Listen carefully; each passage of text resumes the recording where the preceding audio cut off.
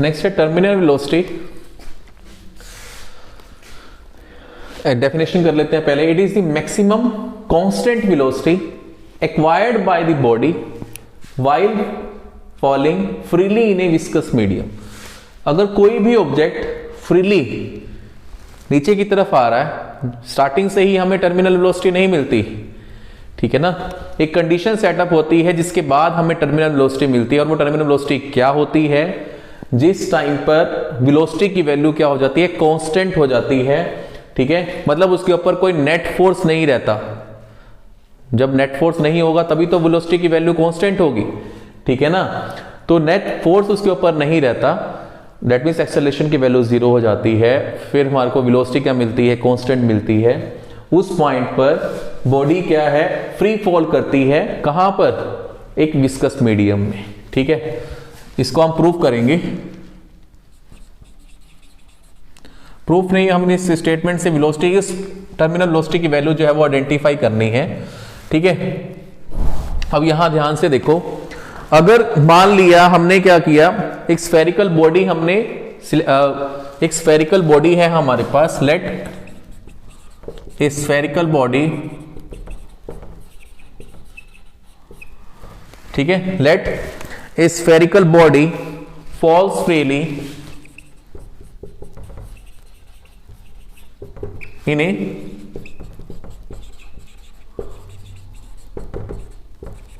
Viscous medium. एक viscous medium में एक स्फेरिकल बॉडी जो है वो फ्रीली फॉल कर रही है, तो उस पर कौन कौन से फोर्सेस एक्ट करेंगे, ठीक है ना। 3 forces will act on the spherical body. 3 force act करेंगे। फर्स्ट फोर्स कौन सा होगा? जो स्फेरिकल बॉडी, क्योंकि उसकी मोशन कहां एक्ट कर रही है? डाउनवर्ड, ठीक है, ये मोशन को रिप्रेजेंट कर रहा है। एक इस बॉडी का खुद का जो सेल्फ वेट होगा वो कहां एक्ट करेगा? हाँ लो ये इसको, ठीक है, जो उसका खुद का सेल्फ वेट है वो कहां एक्ट करेगा? Vertically downward.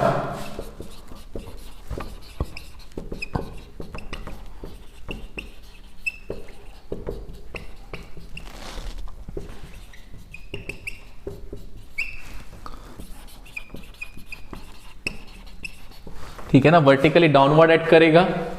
सेकंड कौन सा फोर्स होगा? अब देखो, एक ऑब्जेक्ट जब नीचे की तरफ आ रहा है, अभी हमने स्टोक्स लॉ में ड्रैग फोर्स स्टडी किया, जब वो नीचे की तरफ आएगा, जो लिंक्ड होगी इसके साथ लेयर, वो कहां मूव करेगी? नीचे की तरफ मूव करने की कोशिश करेगी, along with the direction of this spherical body. लेकिन जो इससे दूर लेयर्स होंगी वो रेस्ट कंडीशन में होंगी, ठीक है, तो रिलेटिव मोशन सेटअप होगा। रिलेटिव मोशन से क्या होगा? वो अपोज करना स्टार्ट करेंगी, ठीक है, जिससे ड्रैग फोर्स क्रिएट होगा। कहां पर? अपोजिट टू दी, ठीक है, इसको आप ड्रैग फोर्स ही कंसीडर कर लो, ठीक है ना। Drag force will set up against the direction of motion, ठीक है।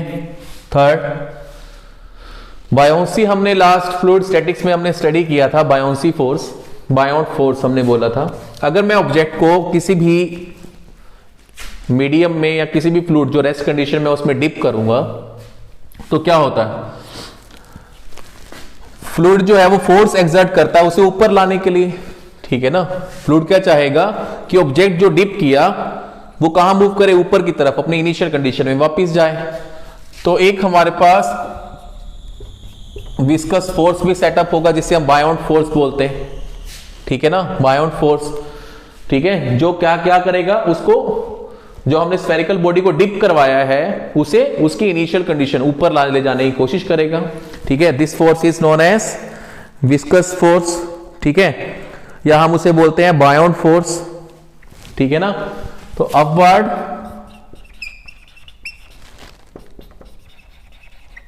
Thrust, upward thrust due to buoyancy,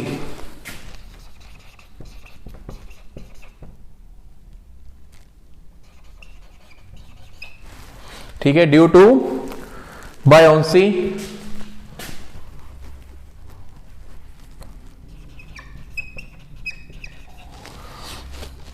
ठीक है, upward thrust due to buoyancy which is equal to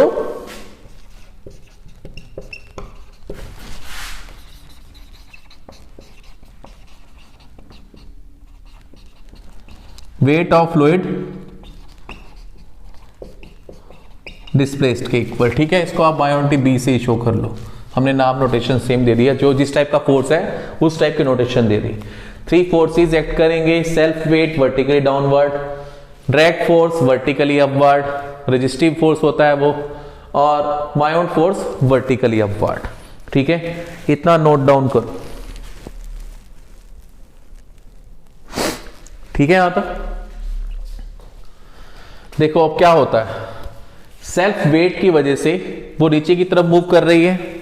ठीक है ना, सेल्फ वेट की वजह से वो नीचे की तरफ मूव कर रही है और वेलोसिटी लगातार इंक्रीज कर रही है। ग्रेविटी का इंपैक्ट हो रहा है ना, ग्रेविटी उसे अपनी तरफ नीचे की तरफ खींच रही है, जिसकी वजह से वेलोसिटी का इंपैक्ट बढ़ता जा रहा है। वेलोसिटी का इंपैक्ट बढ़ता जा रहा है तो दैट मींस ड्रैग फोर्स का इंपैक्ट भी बढ़ता जाएगा।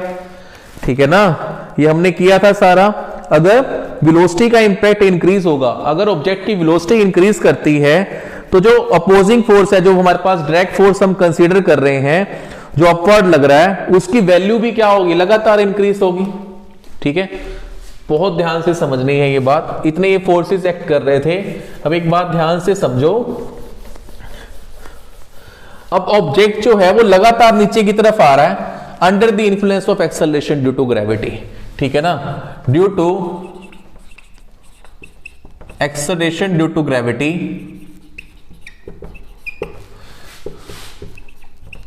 Objects velocity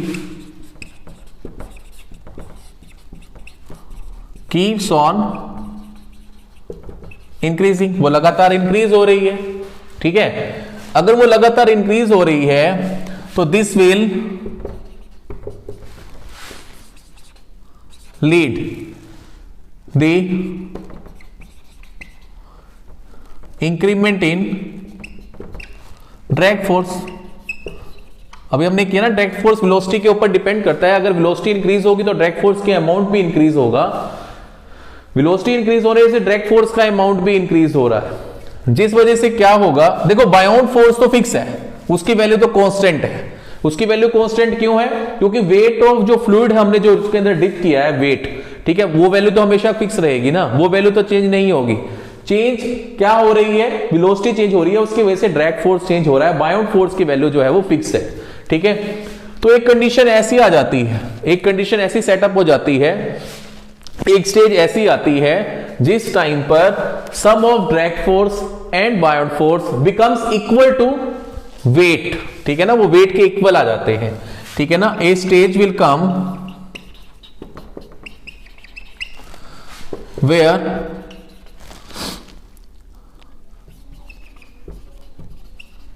combination of drag force and buoyant force becomes equal to the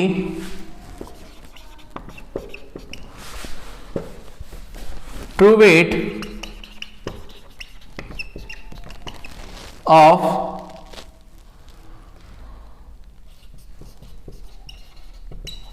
spherical object. ठीक है, मतलब एक स्टेज ऐसी आ जाती है, ये लगातार इंक्रीज कर रहा है, ये कांस्टेंट था, इन दोनों की रिजल्टेंट वैल्यू किससे इक्वल हो जाती है, वेट के इक्वल हो जाती है। मतलब जो ट्रू वेट है वो किससे इक्वल हो जाता है, Ft प्लस Fb के इक्वल हो जाता है। ठीक है, इस कंडीशन में फिर ऑब्जेक्ट के ऊपर कोई रिजल्टेंट फोर्स नहीं रहेगा। जब vertically upward force vertically downward force के इक्वल आ गया तो कोई भी अनबैलेंस्ड फोर्स सेटअप नहीं रह जाता किसके ऊपर, जो ऑब्जेक्ट जो है वर्टिकली डाउनवर्ड आ रहा है। ठीक है ना, मतलब नेट फोर्स की वैल्यू क्या हो गई, एक तरीके से जीरो हो गई। अगर नेट फोर्स की वैल्यू जीरो हो गई, ये क्या लीड करेगा, एक्सेलरेशन की वैल्यू जीरो हो गई। क्योंकि फोर्स क्या होता है, मास इनटू एक्सेलरेशन होता है। अगर फोर्स की वैल्यू जीरो है तो ऑटोमेटिकली एक्सेलरेशन की वैल्यू जीरो हो जाएगी। तो इसका मतलब क्या हुआ, एक्सेलरेशन जीरो कब होती है, जब वेलोसिटी क्या हो जाती है, कांस्टेंट हो जाती है। ठीक है, और इसी कांस्टेंट वेलोसिटी को हम क्या बोलते हैं, टर्मिनल वेलोसिटी बोलते हैं। मतलब ऑब्जेक्ट अब इस कांस्टेंट वेलोसिटी से डाउन डायरेक्शन में आएगा, कोई एक्सेलरेशन नहीं होगी उसके पास, क्योंकि उसके पास कोई नेट फोर्स नहीं है। ठीक है, अब हमने ये टर्मिनल वेलोसिटी आइडेंटिफाई करनी है by evaluating the value of W drag force buoyant force. इतना नोट डाउन करो।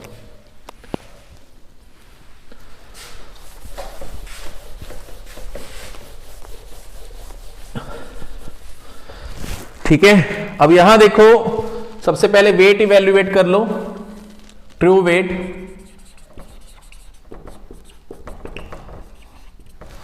वेट का फॉर्मूला क्या होता है, mass into acceleration due to gravity. Mass क्या होता है, मास क्या होता है हमारे पास, डेंसिटी इंटू में वॉल्यूम इंटू में जी चल रहा है। अब ध्यान से देखना है, अब हम एज्यूम कर लेते हैं, क्योंकि हम ये ट्रू वेट किसका कर रहे हैं, true weight of spherical object है, true weight of spherical object है। उसके केस में W is equal to m into में जी, डेंसिटी इंटू में वॉल्यूम इंटू में जी हुआ। हमने एज्यूम कर लिया कि rho s is the density of spherical object, उसकी डेंसिटी रो एस है। ठीक है, और rho m is the density of viscous medium. ठीक है, जो फ्लूइड है हमारे पास या लिक्विड है, उसकी डेंसिटी हमने एज्यूम कर ली सिग्मा एम है। And r is the radius of spherical object, radius है स्फेरिकल ऑब्जेक्ट का। अब देखो, अब यहां आ जाओ, W हमने आइडेंटिफाई करना है, डेंसिटी की वैल्यू हमारे पास हमने क्या एज्यूम कर ली, rho S. Volume, spherical object का वॉल्यूम क्या होता है, 4/3 पाई आर क्यूब इंटू में क्या चल रहा है, जी। ये हमने वेट एज्यूम कर लिया। ठीक है, अब आ जाओ ड्रैग फोर्स, तो हमें मालूम है, चलो बायोंड फोर्स हम निकालते हैं। बायोंड फोर्स हमने किया था, जो अपवर्ड थ्रस्ट होता है वो किससे इक्वल होता है, वेट ऑफ फ्लूइड डिस्प्लेस्ड के इक्वल। ठीक है, अगर नहीं ध्यान है तो लास्ट में आपने वीडियो देखनी है जिसमें हमने बायोंड फोर्स के बारे में स्टडी किया था। ठीक है, weight of fluid displaced, weight फिर दोबारा से किससे इक्वल होगा, डेंसिटी इंटू में वॉल्यूम इंटू में जी, क्योंकि एम इंटू में जी के इक्वल होगा। तो यहां से एफ बी की वैल्यू क्या आएगी, डेंसिटी, क्योंकि अब हम फ्लूइड की बात कर रहे हैं। ठीक है, फ्लूइड की डेंसिटी हमने क्या एज्यूम की, रो एम। वॉल्यूम, क्योंकि वो तो वॉल्यूम क्या है, जितना बॉडी हमने, जितना वॉल्यूम डिस्प्लेस, जितना वॉल्यूम हमने डिप करवाया फ्लूइड में, उतना ही उसका वॉल्यूम डिस्प्लेस होता है। तो वो तो यही रहा 4/3 पाई आर क्यूब इंटू में क्या चल रहा है, जी। यहां तक ये बायोंड फोर्स आ जाएगा। और विस्कस फोर्स या ड्रैग फोर्स अभी हमने स्टोक्स लॉ के अकॉर्डिंग किया था, 6 पाई म्यू आर इंटू में वी। ठीक है, mu is the coefficient of viscosity किसकी, लिक्विड की, और v is the velocity of object. ठीक है, वी क्या है, वेलोसिटी ऑफ स्फेरिकल ऑब्जेक्ट, और म्यू क्या है, कोएफिशिएंट ऑफ विस्कोसिटी है ऑफ जो मीडियम हमने पिक किया है उसकी विस्कोसिटी है। हमने क्या करना है, अब जितना वर्टिकली अपवर्ड फोर्स लग रहा है डाउनवर्ड फोर्स, मतलब W is equal to F d plus f b. ठीक है ना, उस टाइम पर जो हमें वेलोसिटी मिलेगी उसे हम क्या बोलते हैं, terminal velocity.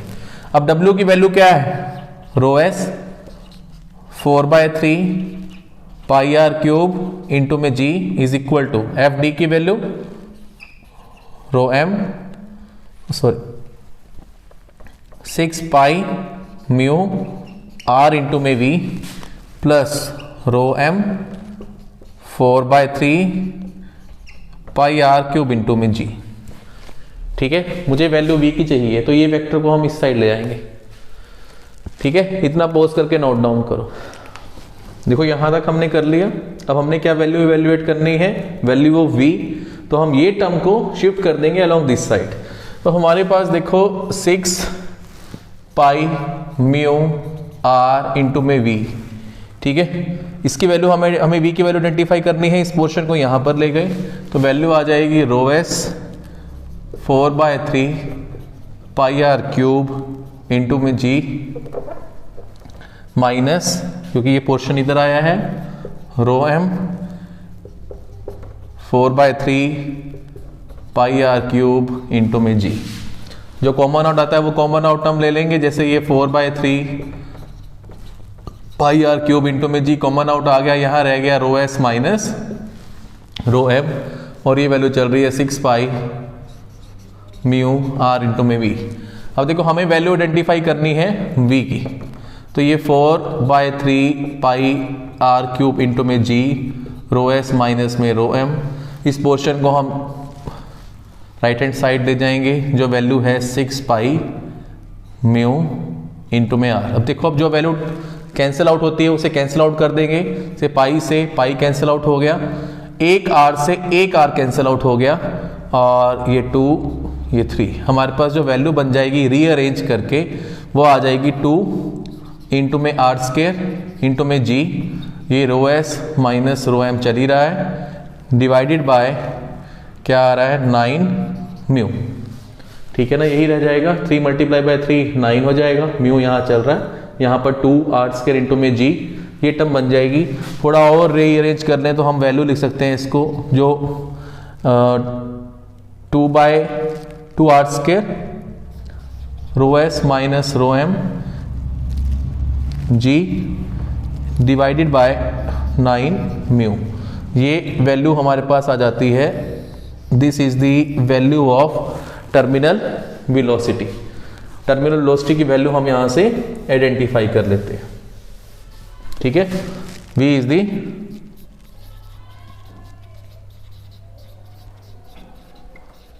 Terminal velocity.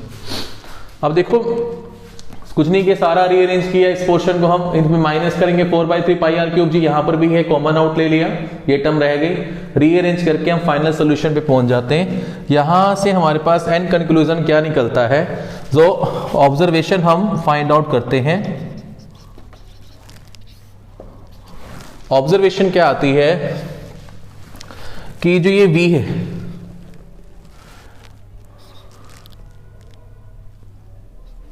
Varies directly. p very कर रहा है डायरेक्टली किसके साथ, स्क्वायर ऑफ रेडियस के साथ।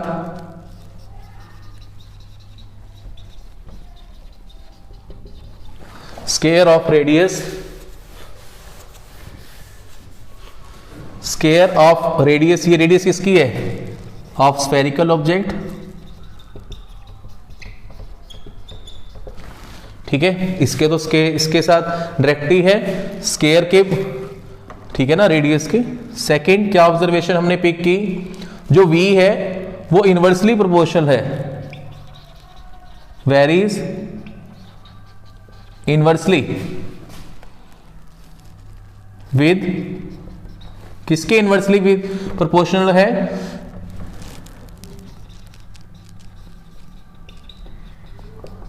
कोफिशिएंट ऑफ विस्कोसिटी के ऑफ मीडियम। ठीक है ना, मीडियम कोफिशिएंट ऑफ विस्कोसिटी के इनवर्सली प्रोपोर्शनल आ रहा है। ठीक है ना, अकॉर्डिंग टू, हम कुछ भी अलग नहीं कर रहे हैं। यहां देखा v आर स्क्वायर के डायरेक्टली प्रोपोर्शनल है, v इनवर्सली प्रोपोर्शनल है म्यू के। Third, v varies with density is also, ठीक है, densities of spherical object and medium। ठीक है ना, डेंसिटीज पर भी डिपेंड कर रहा है, देखो डिफरेंस इन डेंसिटीज के ऊपर भी डिपेंड कर रहा है। फोर्थ ऑब्जर्वेशन क्या पिक की गई कि इन केस से अगर हमारे पास density of medium greater than हो जाता है डेंसिटी ऑफ सॉलिड बॉडी से, अगर ये डेंसिटी ज्यादा है तभी तो बॉडी नीचे की तरफ मूव कर रही है, डेट मीन्स वो हाईली डेंस है, वेट जो ऑब्जेक्ट का है वो ज्यादा है इसलिए वो नीचे की तरफ आ रहा है।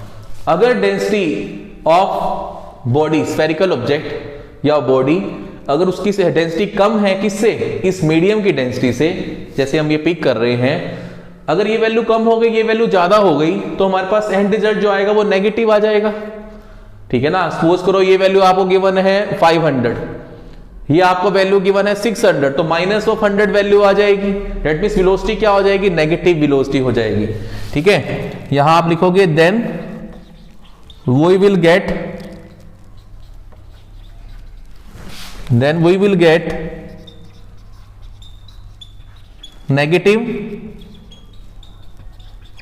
Terminal velocity. अगर ऐसी कंडीशन सेटअप होती है तो इसका मतलब क्या हुआ, नेगेटिव टर्मिनल वेलोसिटी मिली। अब इसका मतलब क्या हुआ कि ऑब्जेक्ट अब नीचे नहीं आएगा, ऑब्जेक्ट कहां मूव करेगा, ऊपर की तरफ मूव करेगा। ठीक है, क्योंकि इसका मतलब क्या हुआ, ऑब्जेक्ट लाइटर है विद कांस्टेंट वेलोसिटी। अब ऑब्जेक्ट जो है नीचे आने की बजाय कहां मूव करेगा, ऊपर की तरफ मूव करेगा इन द फ्लूइड। ठीक है, then object will move upward with constant velocity. अब वो ऊपर की तरफ मूव करेगा कांस्टेंट वेलोसिटी से। वो कांस्टेंट वेलोसिटी कौन सी है, टर्मिनल वेलोसिटी। ठीक है ना, अगर ये हल्का होगा, लाइटर होगा तो ये ऊपर की तरफ मूव करेगा। इसका सबसे अच्छा एग्जांपल कौन सा होता है, जो सोडा होता है, सोडा बोतल होती है, जैसे हम उसको ओपन करते हैं तो बबल्स बनते हैं, वो बबल्स नीचे नहीं जाते हैं, वो बबल्स ऊपर की तरफ आते हैं। ठीक है ना, क्योंकि वो लाइटर इन वेट होते हैं, उनकी डेंसिटी लिक्विड की डेंसिटी से कम होती है, इसलिए वो कहां मूव करते हैं, ऊपर की तरफ मूव करते हैं विद कांस्टेंट वेलोसिटी, और उसे हम क्या बोलते हैं, टर्मिनल वेलोसिटी बोलते हैं। ठीक है, इतना नोट डाउन करो।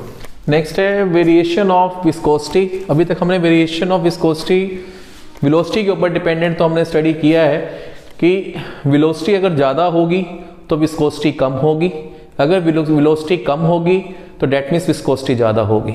ठीक है ना, और दूसरे पैरामीटर्स कौन से हैं जिन पर विस्कोसिटी डिपेंड करती है, एक टेम्परेचर डिपेंडेंट होती है और एक प्रेशर डिपेंडेंट होती है।